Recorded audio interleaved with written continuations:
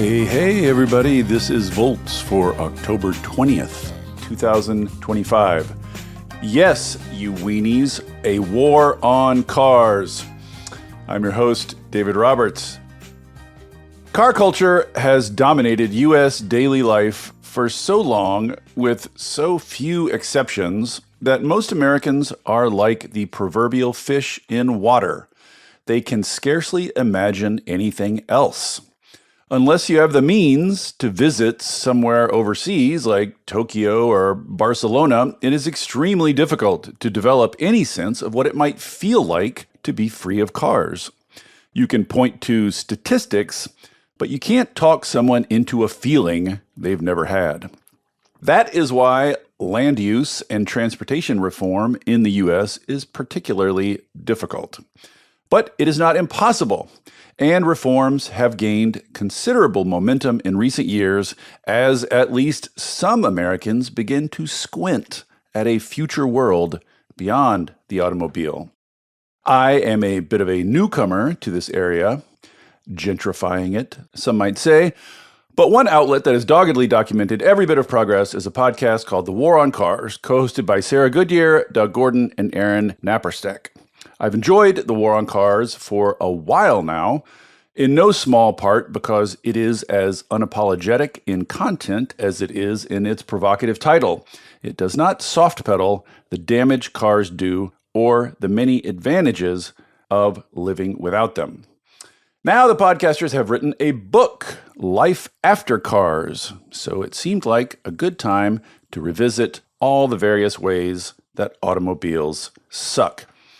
Naparstek has moved on to greener pastures, but I've got Goodyear and Gordon with me to discuss the harmful effects cars have on our minds, our homes, and our families, as well as the many obvious and hidden advantages of living with fewer of them.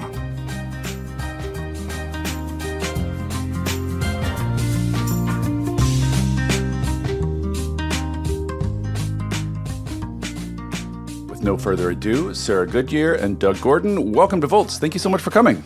Thank you for having us. Yeah, this is a real privilege. Thanks. You guys have been at this for a while now, beating your heads on perhaps the biggest, most immovable wall in all of American life. I want to start with something. Maybe I should have done this off mic before we started, but just like I'm professionally curious, why write a book, you guys? Every author of a nonfiction book that I've ever spoken with reports the same thing, which is that it's a misery to produce and then no one buys it. That's basically the story I hear from everybody who's ever written a book. And I'm constantly wondering, why do people keep doing this to themselves? Like, what is it? So why write a book, guys? This wasn't not a misery to produce. I mean, first of all, Sarah was an amazing collaborator on this and a project manager. You know, it's just a different medium than podcasting, right? And podcasting is a different medium than social media. So it allowed us to tackle the subject just in a different and I guess deeper way. And also, you know, I think podcasting, you tend to listen to the stuff that interest you, and books are out there in the world, and we're hoping to reach your sort of normie audience with this book, right? That might not have, like you said, sort of squinted at a future with fewer cars.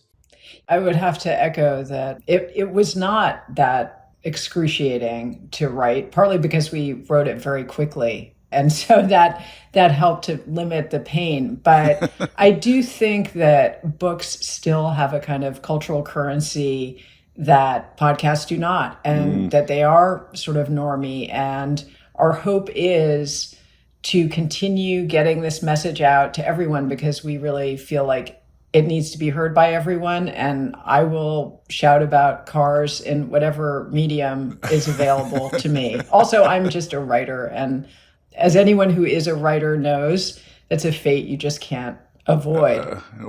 It could be some projection here. It's just me knowing how miserable I would make myself if I tried to write a book. It's not easy, but it wasn't agonizing. Yeah.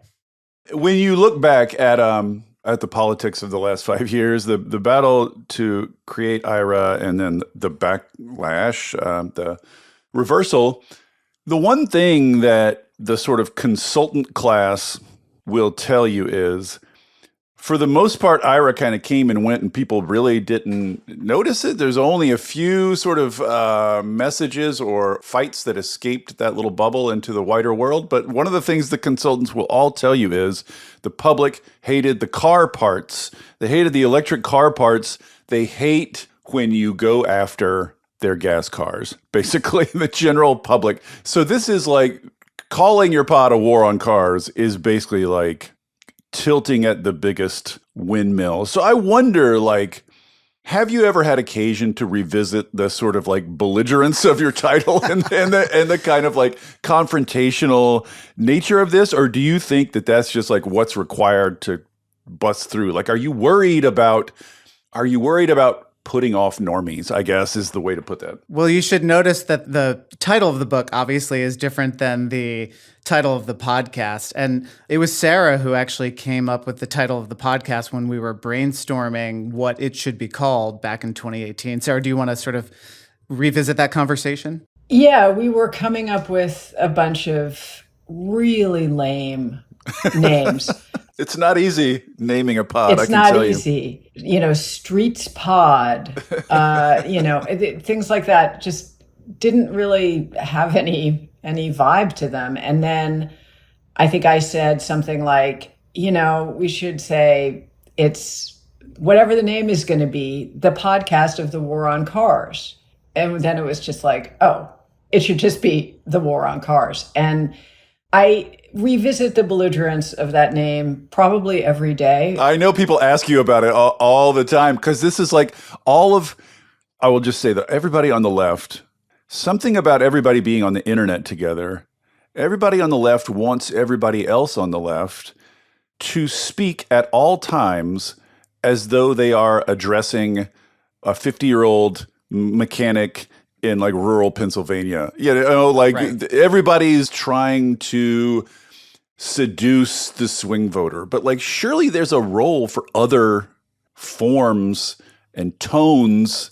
Yeah. Do you know what I mean? Like surely there's a place for the belligerent. Well, we were trying to do a couple of things with the title of the podcast. One is the phrase itself, war on cars. David, anytime you try to change so much as a single parking space and turn it into anything other than car storage, people will accuse you of waging a war on cars. Well, not just cars, Doug. We're waging war on Christmas, freedom. On well, that's exactly right. Yes. Like, right. You say happy holidays at Starbucks, and suddenly it's a war. It's a war on Christmas. Everything. If you want to change anything, and so we were trying to do that of like appropriating a term that the other side uses in the history of lots of social movements that have done that. And then the other thing was we really felt that once Sarah said, oh, this is the podcast about the war on cars, we sort of snapped our fingers and said, oh, that's it. Because that's the tone we want to take in the show. We don't want it to be the wonky wonk podcast with three wonks and their guests, another wonk. Like we wanted to cover cars as this. Not that there's anything wrong with that. No, not, and I listen to those podcasts. They're important, but like all movements need... you need the people inside glad handling the politicians, and you need the people outside with the pitchforks. And that's really the only way change gets made. And so we have, with the podcast, been able to say, look, sort of like you hinted at in your intro, nobody alive today knows a world without cars. And we see them as just a force of nature, as of course you're going to build a giant parking lot when you build housing and when you build a retail complex or something like that. Of course you're going to drive your kids to school. There's no better way. It's America. It's freedom. And we wanted the podcast to say, not only are we going to look at policy and land use and parking reform, which are all important topics, but we're going to look at stuff like the propaganda that's fed to you during the Super Bowl. Yeah. When you watch car ads and they promise you pedestrian-free, traffic-free, slick down streets where you can just be free, or, it's more Sarah's beat of like, you can just rampage through nature in your 2024 Child Crusher.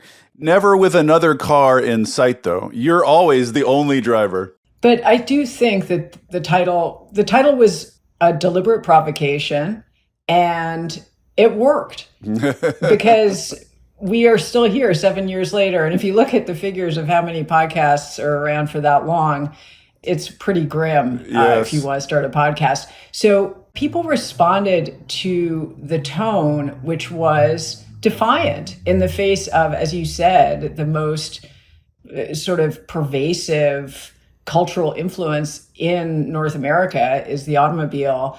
I mean, I had somebody ask me at a cocktail party once, do you have people come on your show and say the good things about cars? What about the other side, like, Sarah? I think they got that covered. That was our feeling. Now, when we looked at titling the book and talked with our editor and the people at the publishing house, we all agreed that title on a book might be hard to parse for people, for someone in a bookstore. They might think it's like Sean Hannity. Exactly. And so we started talking about what is it that we are trying to do? What is it that we're trying to get to? And again, very quickly, this title came up. One of the people at Penguin Random House actually floated it first. And it was of course, life after cars, that's what we want. And it just helped us to shape the message that we're trying to get out there, which, David, you were talking about the left and how, what is the message the left is trying to get out and who is the left trying to talk to, and tying ourselves into knots to try to say the thing that might appeal to a mechanic in Philadelphia or in Pennsylvania.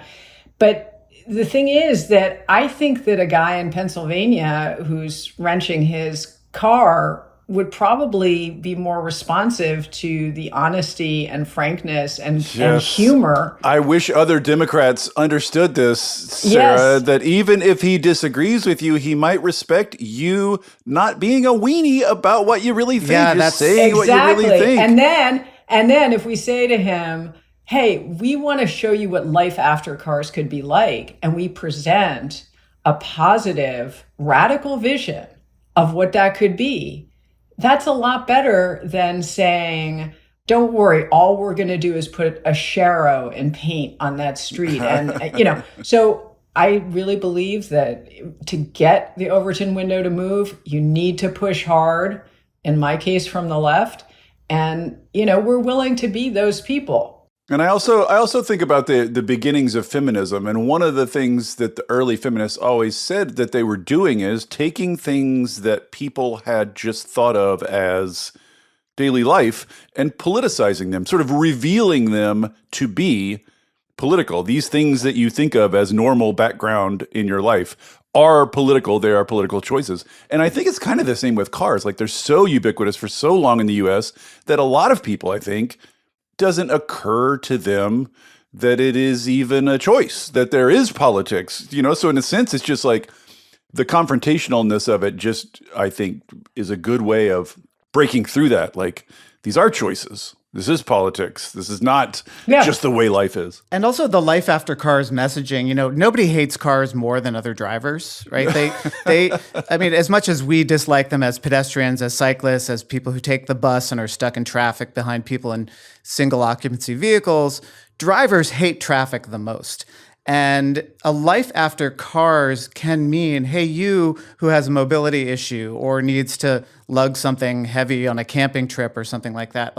I like to drive now and then. It's an important tool in my mobility toolkit. I just don't want to do it to take my kids to school or get a gallon of milk. Right. And so we're trying to bring drivers along to this, a life after cars where your neighbor rides a bicycle to work and isn't taking parking, your parking, quote unquote, in front of your house is better for you too. Yeah, it's better for drivers. This is this is just like the feminists trying to tell men, no, toxic masculinity is bad for you too.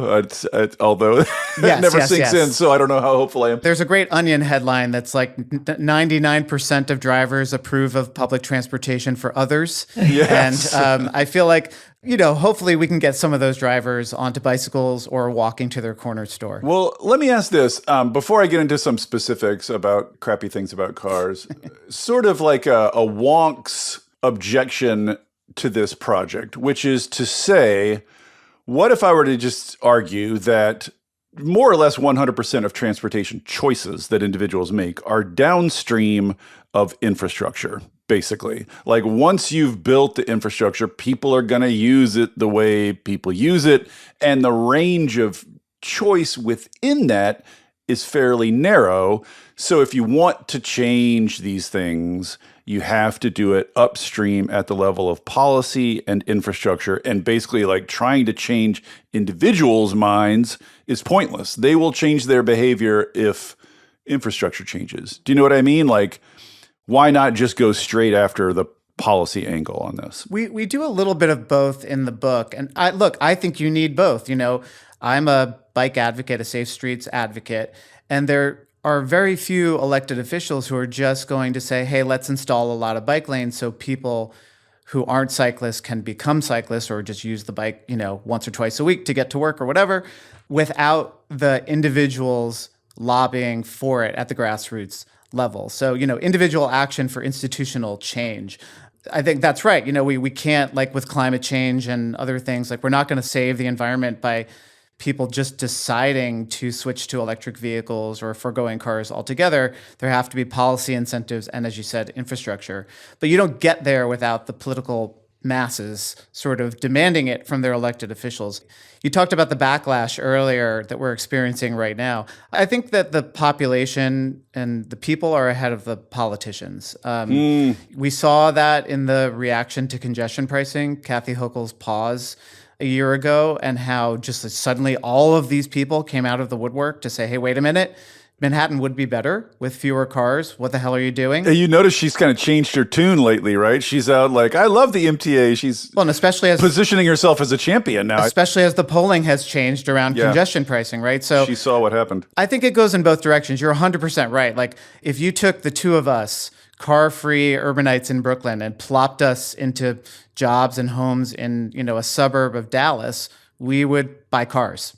Yeah, no, I mean, I've been there. I've been a car owner and I've been car dependent to get to my job and all of that. I mean, I've lived that life, and that's why I know about this. But I would say also, David, that what we've seen is that policy has been changed by, in some cases, activists who have gotten into government. And there has been a really strong advocacy movement that I was lucky enough to find out about way back in 2006 when Aaron Naparstek hired me to do some writing for Streets blog. Michael Bloomberg was mayor of New York at the time and was starting to make changes. But the transportation department that evolved out of those changes in the city of New York ended up including many advocates and activists that I had met on the streets as a reporter or, in meetings or whatever. And then you see some of that percolating into the US DOT under Biden. And I do think that the conversation is totally different from what it was 20 years ago.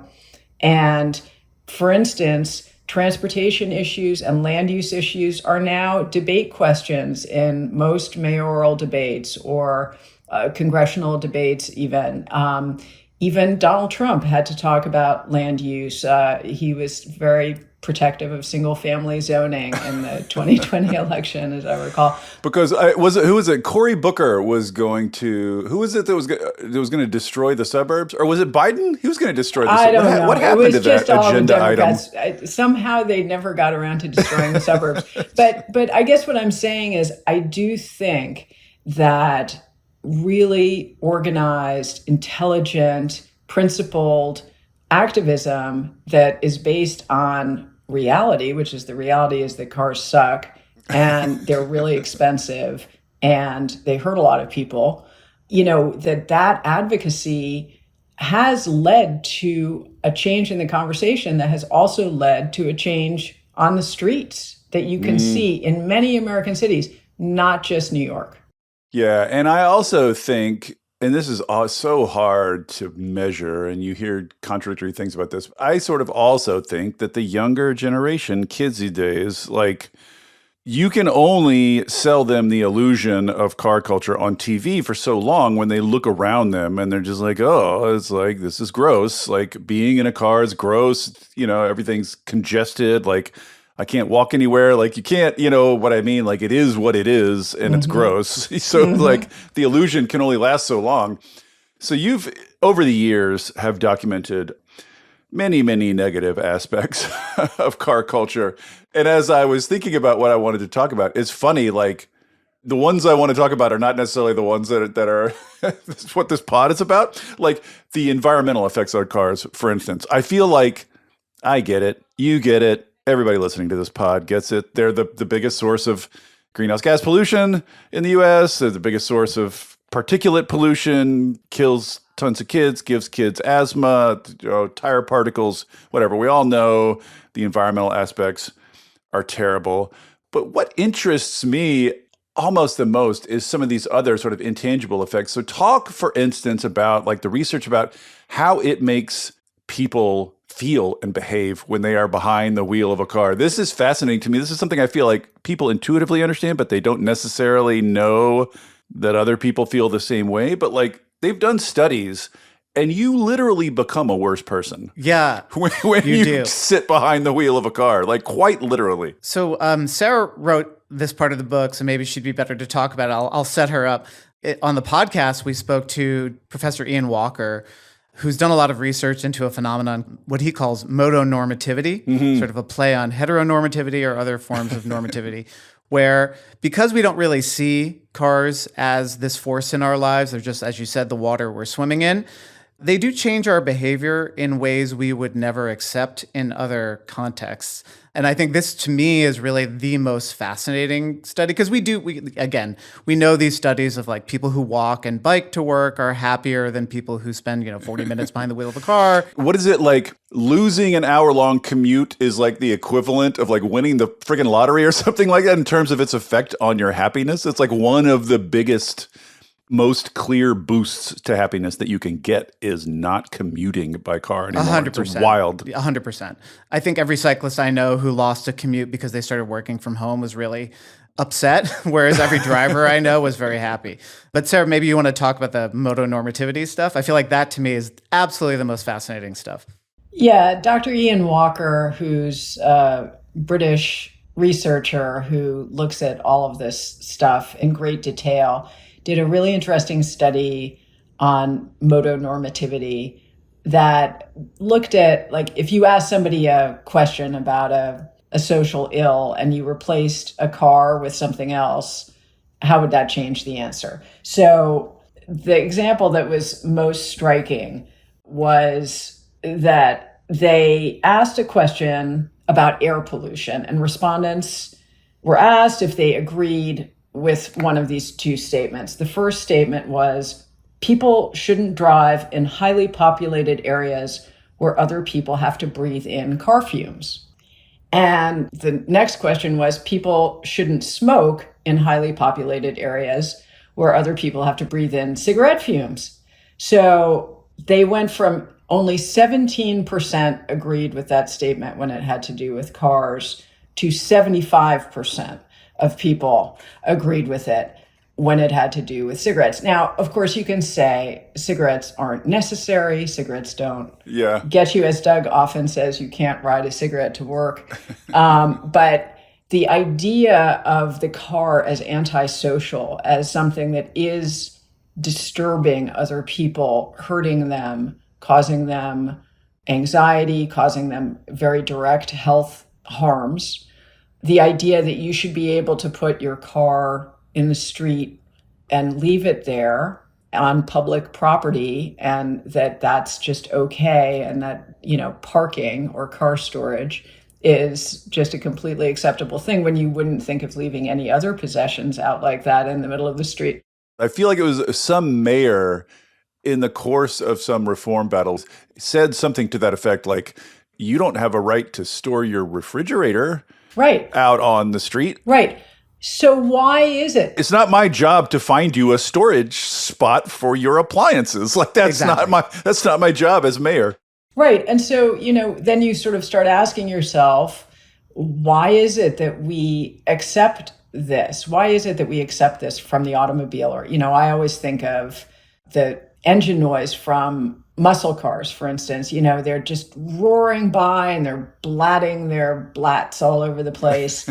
And it's like, can you imagine if that guy just sort of walked into a coffee shop and started yelling at people or something, or just going, like, why do we accept all of this from cars? And I think it is something that we had to be trained to. And that's something that we get into the history of when there were people who did have a living memory of life before cars. Yeah, this is so wild. The early parts of the book are wild because when cars first came around, people were shocked that they were killing people all the time and that they made streets unsafe. Like it was not just background. It was not just the water they were swimming in. They're like, this is horrible and gross and it sucks. And that was in like the 1930s. Yeah. We opened the book with, since Superman has been in the news over the summer with the big movie and all of the right-wing freak out over has Superman gone woke because, he's an immigrant or whatever.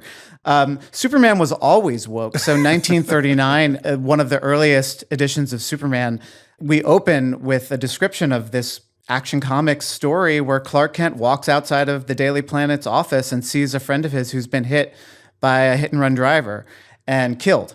And this throws him into a rage. He dons the tights and the cape, and he commandeers the airwaves of the local Metropolis radio station and literally declares war on cars. And there is like a cinematic montage in comic form, obviously, of him, destroying an automobile factory, scaring the living daylights out of a drunk driver. Now that's woke, guys. Oh, it's totally woke. This is woke. But this is the kind of woke I can get behind. But if you think about it, Jerry Siegel and Joel Shuster, who created Superman, they were born in a life before cars. And as cars became more prevalent over the course of their lifetime, the 1910s, 1920s, and by the time they create Superman in the 1930s, you had something like 1,000 people a year in New York City being killed by automobiles, a number that's even unfathomable today when we have only 200, 300 pedestrians being killed every year. And so it absolutely would have been seen as this menace on par with like losing people to the Great War. And we've lost that shock because we are sort of like, I know this is not always the perfect example, but the frog in the boiling pot of water. We're throwing analogies around all over the place. Yeah, exactly. And we talk about it, Sarah, in the book about traffication. Like we don't really have a word for the increase of automobiles over the course of even our lifetimes. Yeah. Because we just don't notice it. Also interesting to me is just on a very concrete level, when you're in a car, this is a point I think I heard on your podcast originally that always sort of stuck with me. You're always looking at someone else's ass, basically. You're always everyone you're dealing with has their back turned to you. And on a very deep lizard brain evolutionary level, people turning their back on you is a sign of disrespect. It's a sign of hostility. So everyone's showing you their ass. You're incapable of communicating with other people. So you're incapable of interpreting other people's behavior. So you just interpret it in the worst way. Do you know what I mean? Like just the physics of the situation are set up to make it so that you become kind of a psycho, so that you become kind of there's nothing in the experience that triggers empathy or kindness or patience. Do you know what I mean? Yeah. Everything about it. Nobody ever becomes a better person behind the wheel of a car. Yeah, I know. It's funny. Everybody will tell you that. Like, I'm horrible behind the wheel. Same. Right. And again, this is something that we've known for a long time. There's an old Disney movie called Motormania that came out in the 1950s. Which you could release tomorrow. You could release it tomorrow. And we write about it in a book, and it's, Goofy comes out of his house as Mr. Walker, and he's just a lovely guy smelling the flowers. And then he gets into his car and becomes Mr. Wheeler, and he's a psychopath. And we've all had it happen. I've had it happen to me. Everybody has had this experience. And the thing that I ask myself constantly is, again, why are we willing to accept this? We know this is true. We know we see our loved ones suffering from road rage and we feel it in ourselves. We feel our blood pressure going up. We can feel even the health effects that it's having on us to have that kind of rage, right? Why do we accept this? We accept it because we have to, because we have created infrastructure that makes it so that in order to be an enfranchised citizen in this nation and to fully participate in the economy and the healthcare system and the education system of our nation, such as it still is, you have to have a car. Otherwise, you're second class. And guess what? 1/3 of Americans, roughly, can't drive. That's wild. Children, old people. I bet no one knows that. No one knows that. People with disabilities, people who don't have driver's licenses for various reasons. So actually, there's this enormous population of people who just are literally sucking it up because we won't admit that there need to be alternatives to motor vehicles. Well, you saw this in the fight about the congestion pricing in New York. Like, it is simply an empirical fact that more people come into New York on the subway than driving. So this is going to help more people. But if you followed the public discourse about it, it was as though the people who aren't driving are simply invisible, like simply don't exist. Like literally some politicians, you get the vibe that they literally don't know about those people, like they're mole people or something, that they literally only see drivers or can only imagine drivers. Yeah. And these are politicians in New York. I mean, it's maddening that that's the case in New York, where it's like not even close. But that's part of the motonormativity as well, I believe. It's that who do politicians see? And also, cars take up a lot of space, right? And so they give the illusion of primacy.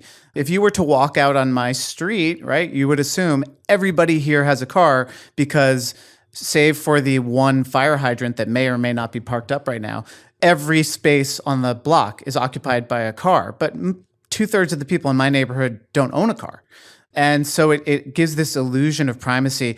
And there's also the other thing when we're talking about sort of activism and social movements.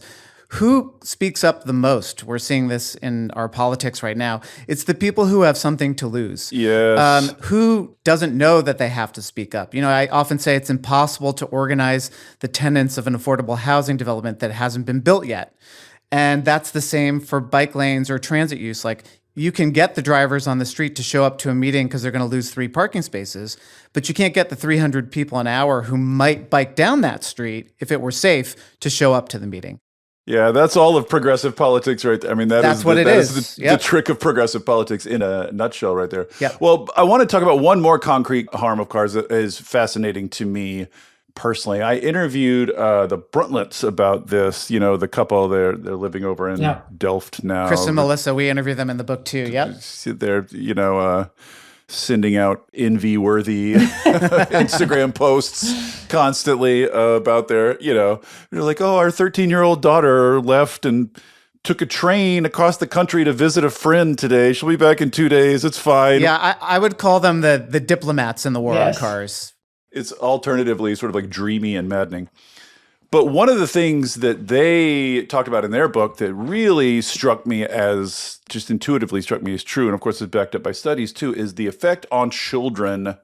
Basically, like if you think about the standard suburban child's life now, they're sort of in a space, then they're in a car, they're in a sort of tended, surveilled space, then they're in a car, then they're in another tended, surveilled space, then they're in another car, et cetera, et cetera. At no point are they doing basic wayfinding. Yes. Yeah. Basic, like, autonomy, basically like finding my own way around the world. They just don't do that on the most elementary level, and they don't develop those skills. So talk a little bit, Sarah, I know you've read a bunch of stuff about this, just about like what car life does to kids and the advantages of the alternative for kids.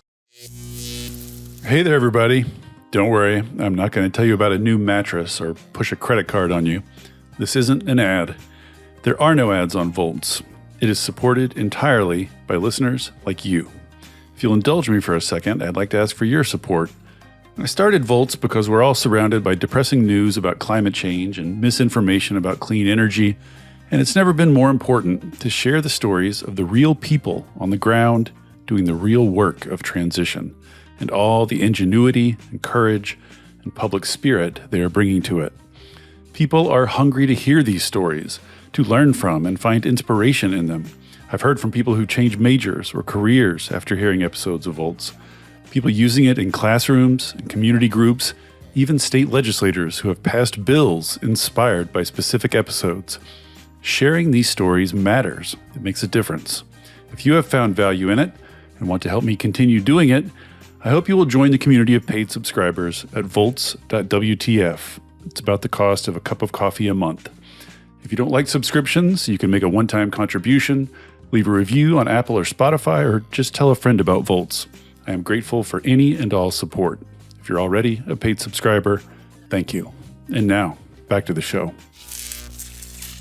Sarah, I know you've read a bunch of stuff about this, just about like what car life does to kids and the advantages of the alternative for kids. Yeah, I mean, there's tons of really interesting research about this. One study I wrote about was by a guy named Bruce Appleyard. It solicited maps from children. It said, draw a map of your route to school. Yeah. And the kids who were driven to school would draw a dot with their house and a dot with their school and maybe a couple of turns in a road and a couple of landmarks. But it was pretty basic and not really having much to do with the actual topography of the trip.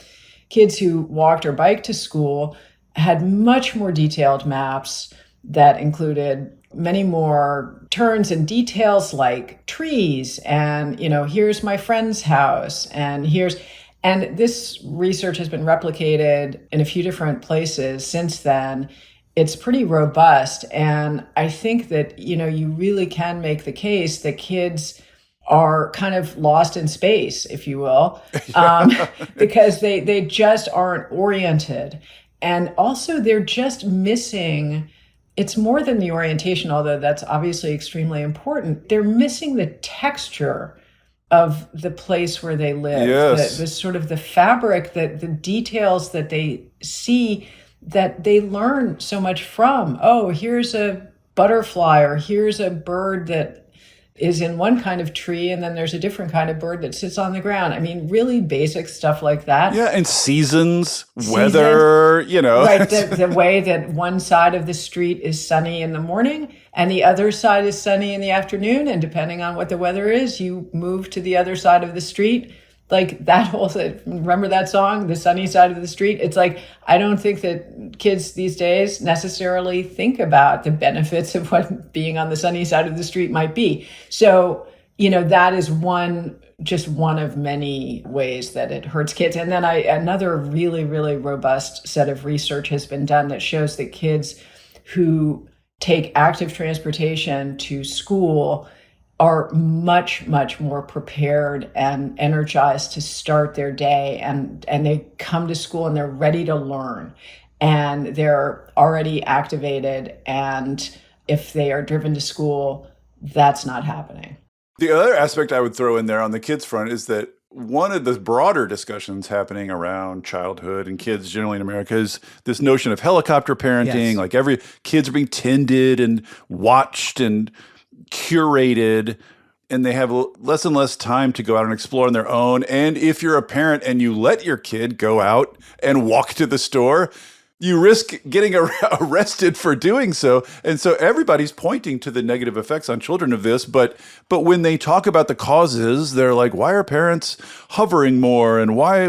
And to me, the answer is just like, it's cars, y'all. It's cars. That's all about cars. You can't let your kids go anywhere without you because cars. Yeah. There's that couple in North Carolina who let their kids walk, I think, to the grocery store. And sadly, the two boys, I think one of them was killed by a driver as they crossed a really busy street. And the parents were arrested. They're like facing a criminal conviction. Yes, this is the lesson we take. Let's arrest the parents. Just doing a normal thing that any child should be able to do. And it was just so harmful for them. There's so much talk right now about the anxious generation and smartphones and things like that. And I don't want to downplay the real negative effects of social media on children. But, I've talked about this constantly. I have a teenage daughter who's 15. I have a son who is about to turn 13. And they're on their screens and their phones as much as any other kid. And we have all the battles of like, okay, it's dinner time, put the phones away.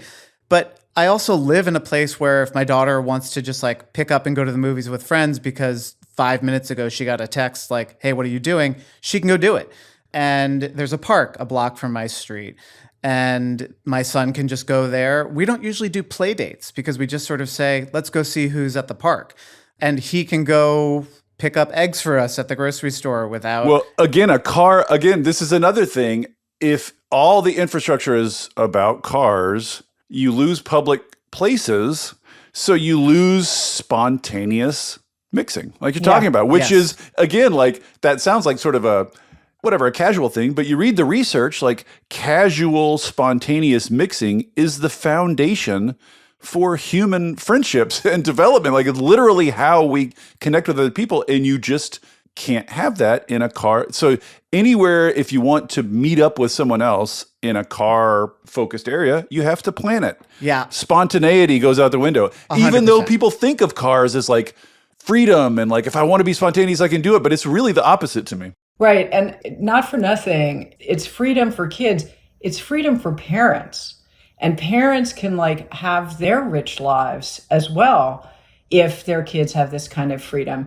You know, I mentioned Bruce Appleyard earlier. Donald Appleyard, his father, did research in the late 60s in San Francisco about different streets that had different levels of traffic and what the social life was like on those streets. Yeah, I remember that one.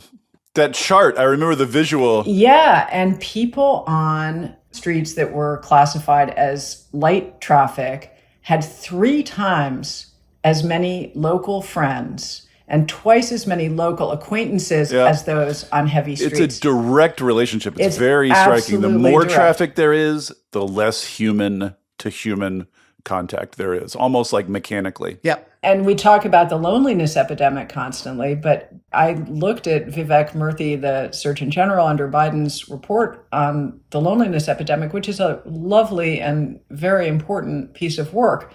It doesn't mention... It's maddening. It's maddening. Cars. It's cars, guys. It's cars that's doing that.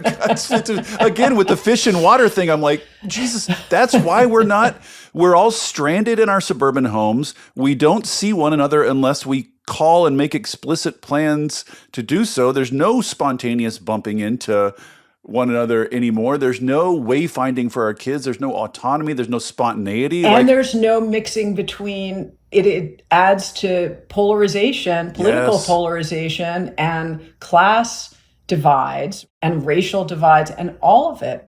I think this was someone on your show also, again, who said something, like I have all these stray bits of your pod floating around in my head, but someone on your show was talking about, I think, biking through, I think like Amsterdam or something. And she was making the point that there are not a lot of lights. These are not light governed intersections in Amsterdam. They're mostly just like, figure it out. And she said, when you ride a bike through Amsterdam, you are a dozen times every minute making small adjustments to other people, right? Yeah. Like you are accommodating yourself and coordinating with other people in these micro ways over and over and over again as you ride through Amsterdam. And it just has an effect. Like you realize you're living among other people and you're involved in a common project and you live in a common place and you're together in the place, you know, it's just very basic stuff. And also, David, I mean, you were on our show and I really remember one of the things that stuck out to me about that interview was that, you know, when you live in a suburb where you just have to drive everywhere, you referred to the car as your land yacht and that you steer this land yacht around. Sometimes you have to spend a lot of time looking for a place to moor this thing, to dock this thing. That's frustrating. And then nearly all of your interactions with other people who you don't know are transactional. It's the barista at Starbucks. It's the Target clerk. Those are the people you spontaneously meet is service employees. Right. And if you do bump into a friend, maybe it's at the grocery store because they're shopping at the same time. But when you live in walkable, dense places, and I should be clear, we're not talking about every place needs to become Manhattan. We're talking about your idyllic Mayberry, you know, small town where you can walk Main places. Street. Just Main Street, USA. Exactly. You know, you bump into friends and you bump into someone you know from work or a college buddy you haven't seen in years, or you see the person who works at your dry cleaners walking home from work, and they are more than just the person who takes your cash in exchange for clean clothes. They are a human being who is just like you living their life. Well, the point I try to make in a community like that, when you are not dependent on cars, when a new person comes in, it's additive. Like, oh, maybe they'll like open a business or like, or be a customer or be a friend or whatever. But if it's car dependent, every new person that comes in is just mathematically a competitor for limited parking and street space, right? Every new person is a burden. Every new person is a bad thing. Right. I mean, it's very, very basic. If you live in a car-dependent area, every new person that comes in makes life incrementally worse for you. And that right there sets up the NIMBY dynamic. It's parking all the way down, I think. Every fight that you see about an affordable housing development, someone opening up a new daycare, on what used to be a vacant lot, comes down to this is going to add more traffic to my neighborhood. We are rezoning, just as we speak, the Gowanus neighborhood, which is literally a stone's throw from where I live. They're going to add 8,000 people to my neighborhood. I haven't noticed it so far because, there are people moving in and it's just like, okay, I might have to wait 30 more seconds to grab a slice of pizza, at my neighborhood but also joint. there's just like people around. Right. It's like, it's very difficult nice. this is something I have trouble communicating with people. Like my family went to visit Mexico City last year, and I don't know if you've been to Mexico City, but it's just like vibrant, just hopping. There's just people on the street everywhere. And my son asked, he's like, is this like a holiday or is there like a festival or something happening? I was like, no, this is just a city with people in it. You know what I mean? It's like alien to American sensibilities, but it feels good to be out and among people. I agree. Yeah, I think so too. And I'm frankly kind of terrified of what the developments of the last couple of years, 5 years mean for even the kind of transactional interactions that you're talking about that you have at your Starbucks that you drive through, right? Like they're trying to eliminate customer service positions so that you're not even going to have a barista. Yes. So your life is entirely behind a screen, becomes one. And think about the self-driving cars too. Like that's taking what little bit of active agency you have left and making it you a passive consumer of screens in that too. So you're just a passive consumer of screens at this point, literally everywhere at every moment of every day, and other people become entirely theoretical to you. It's funny because, you're talking about self-driving cars. One of the things we talk about just briefly in the book, because we don't really get into actually self-driving cars all that much until the very end, because our feeling is that, the problem of cars is not going to be solved with other different cars. This is a big question on people's minds. I threw it out on social media. This is one of the questions I get back. Everybody, there's this dilemma among people who are sort of advocating for livability, urban livability. And you want to say, simply switching out gas cars for electric cars is going to leave most of the problems untouched. Most of the problems have to do with geometry. It's just cars are big, right? And if everybody has one, they're going to be congested all over the place.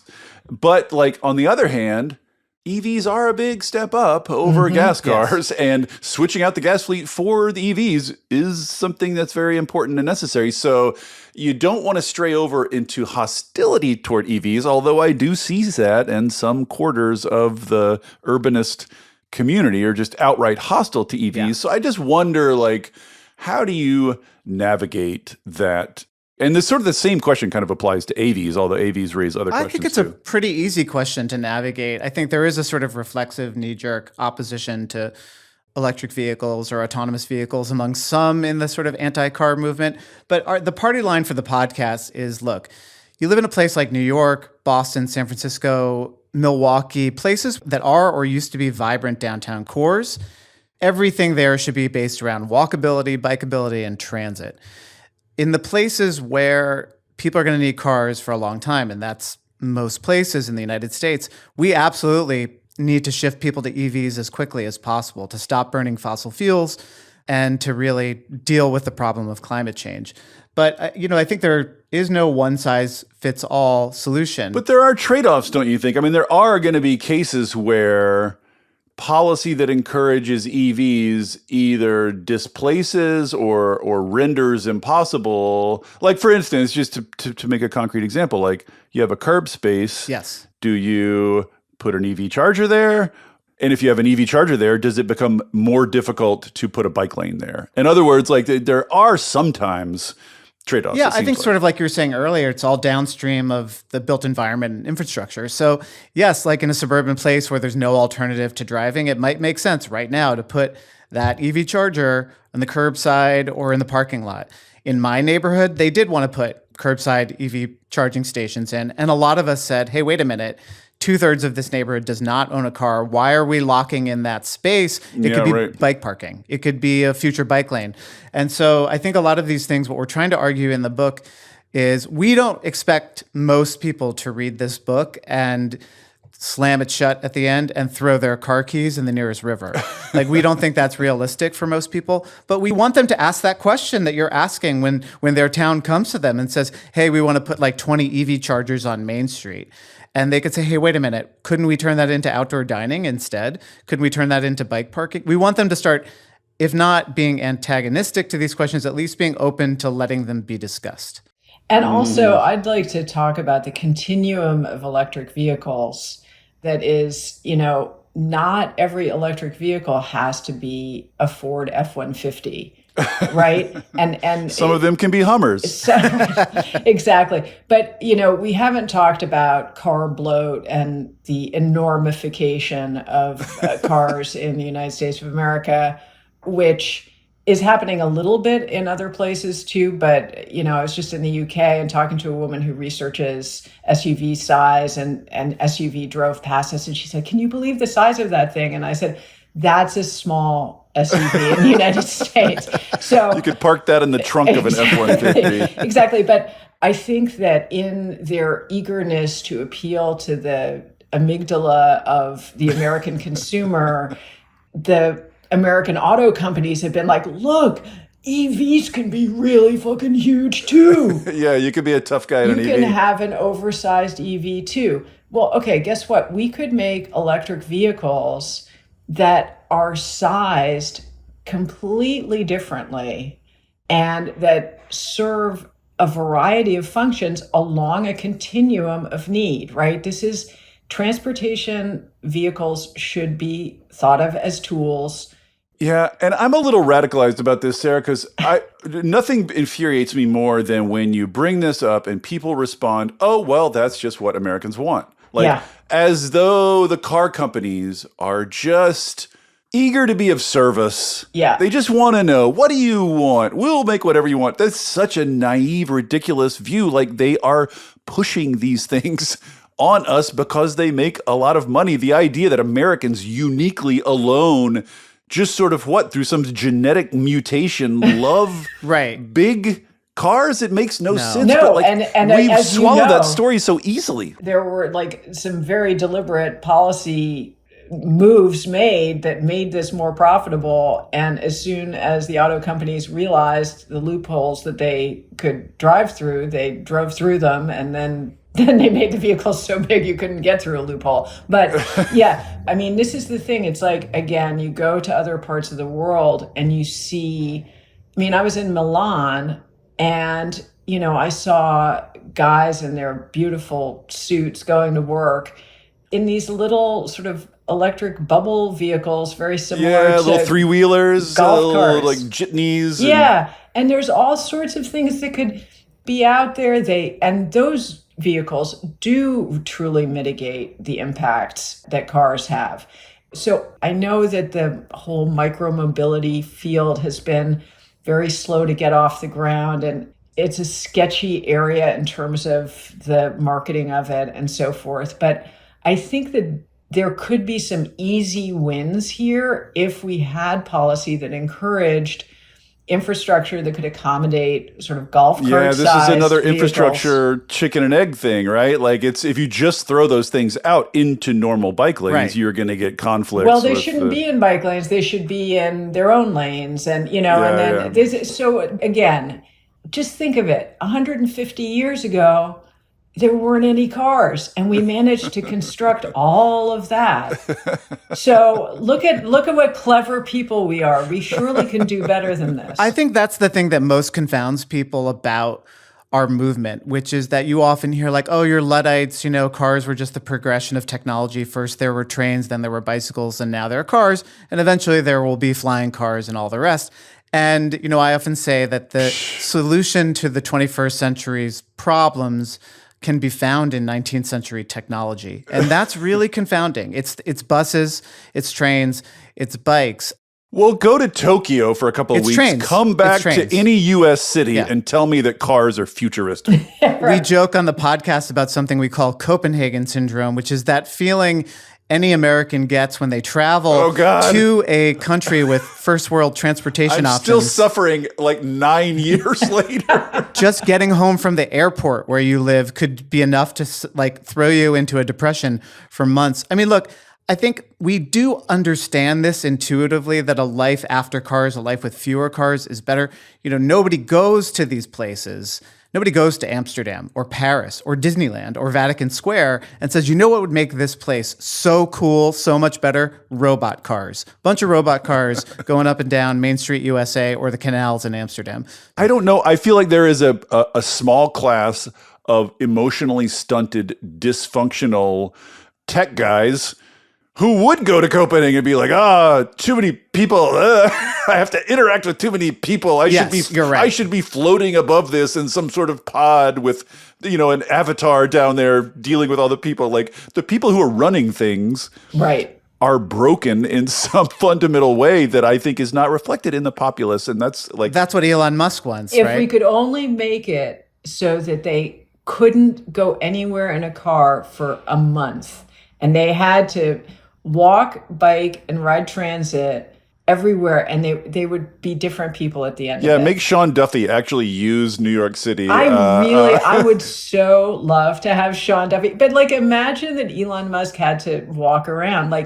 These people don't touch grass. They don't actually know what is going on out there. So obviously we're under this very sinister oligarchy. Yes, these people don't have any connection to reality. But again, I think that that's an opportunity, and to get back to sort of the provocation and, leftists saying what they actually mean and what they actually want instead of trying to be rightists, saying, that billionaires and massive corporations and international fossil fuel conglomerates are the ones who are trying to keep you in your car and to keep you from enjoying the freedom and the greenery and the fresh air and the interaction with your friends and neighbors and your children's joy, that is what the billionaires are trying to keep you from.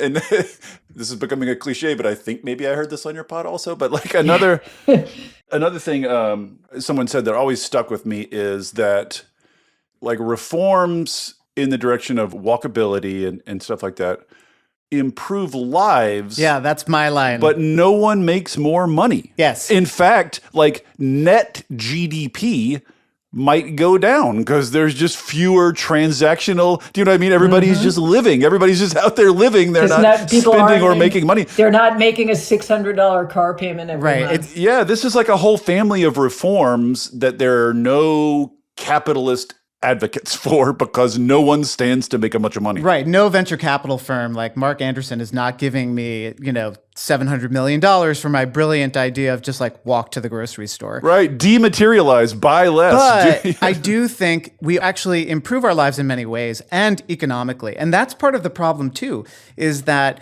we know that these places are better. Why? Because the prices reflect that when you have a walkable, bikeable, transit-friendly, pleasant urban core, housing prices go through the roof. I always wondered, the people who are watching Fox, I know maybe they're not thinking a lot, but insofar as they do they ever just wonder, I'm told that these cities are crime-ridden, immigrant-ridden, homeless-ridden hellholes where you have to wade through urine and fight off marauders to get to the store. Why, if that is true, everybody wants to live there? Why are people knocking on the door? Why are prices so high? Do they ever wonder, why do people want to go live in crime-ridden hellholes? How do I square that circle?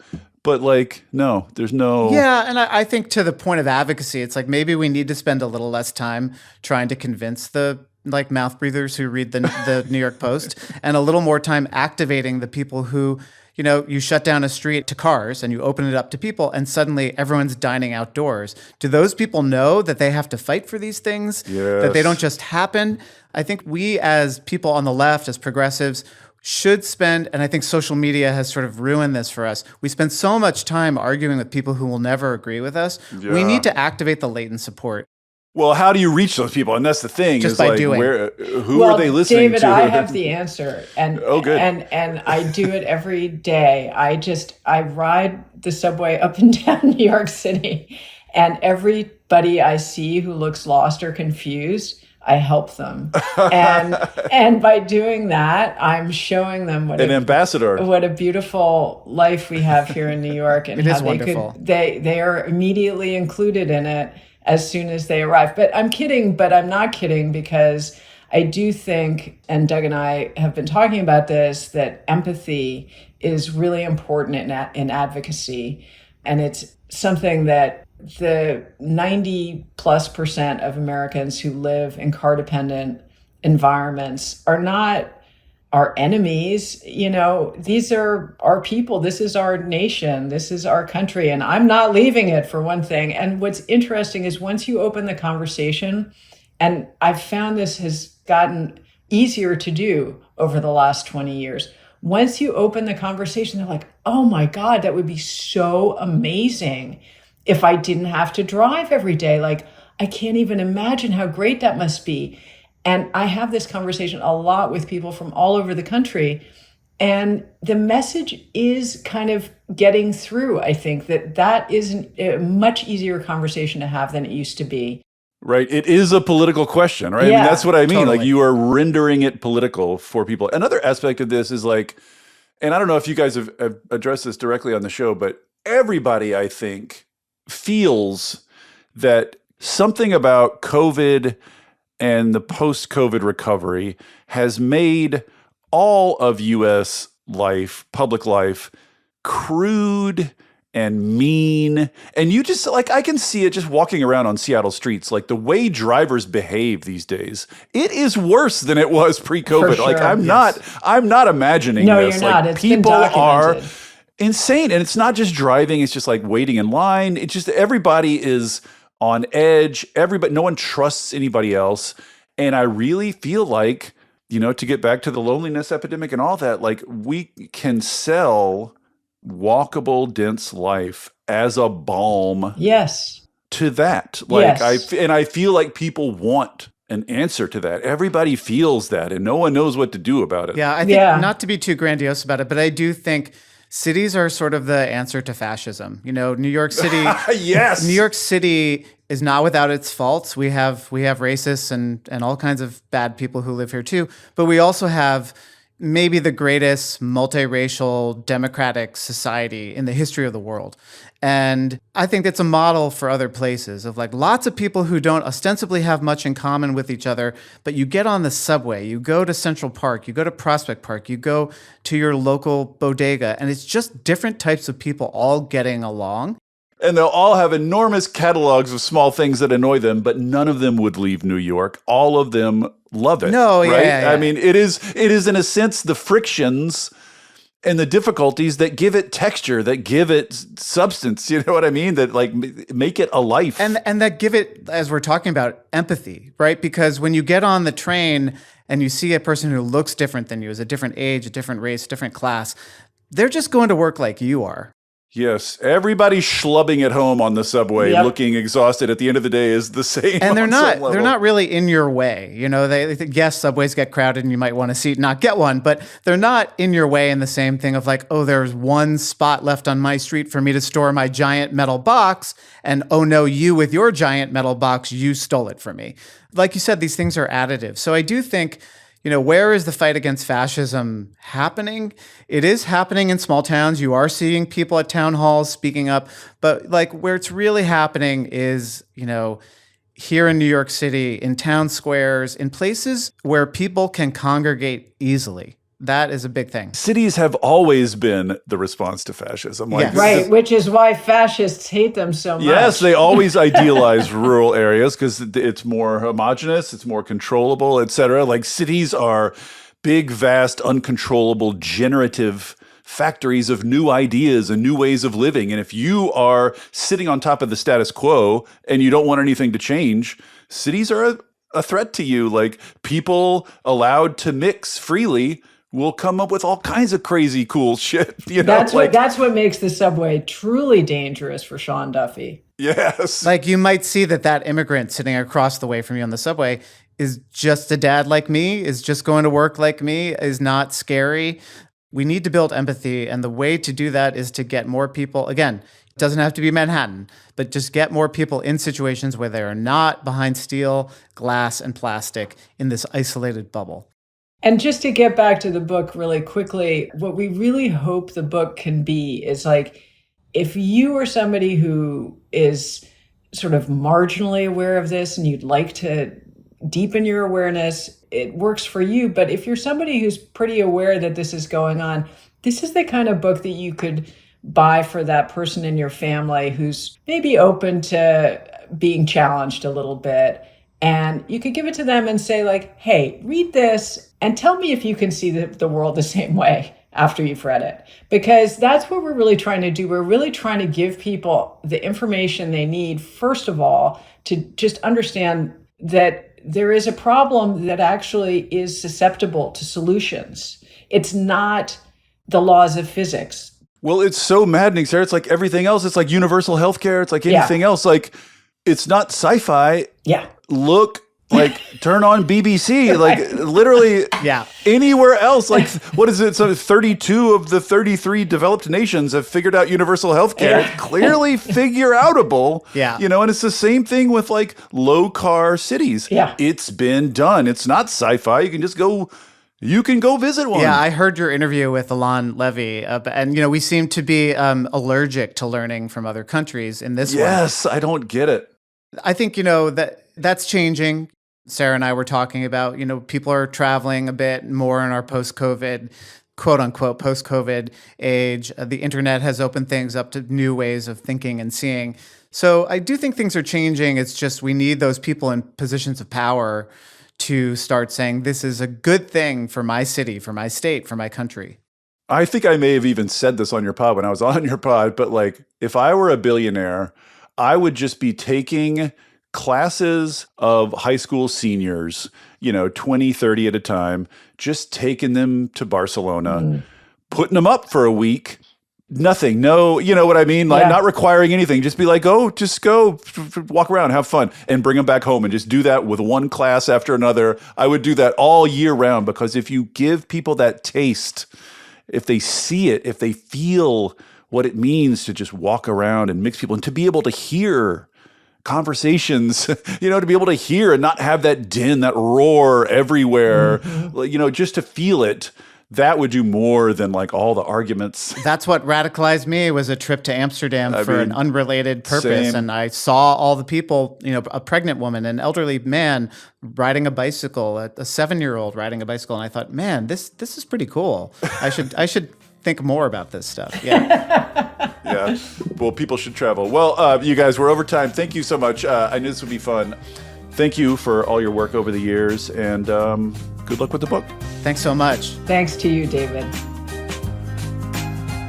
Thank you for listening to Volts. It takes a village to make this podcast work. Shout out especially to my super producer, Kyle McDonald, who makes me and my guests sound smart every week. And it is all supported entirely by listeners like you. So if you value conversations like this, please consider joining our community of paid subscribers at volts.wtf, or leaving a nice review, or telling a friend about Volts, or all three. Thanks so much, and I'll see you next time.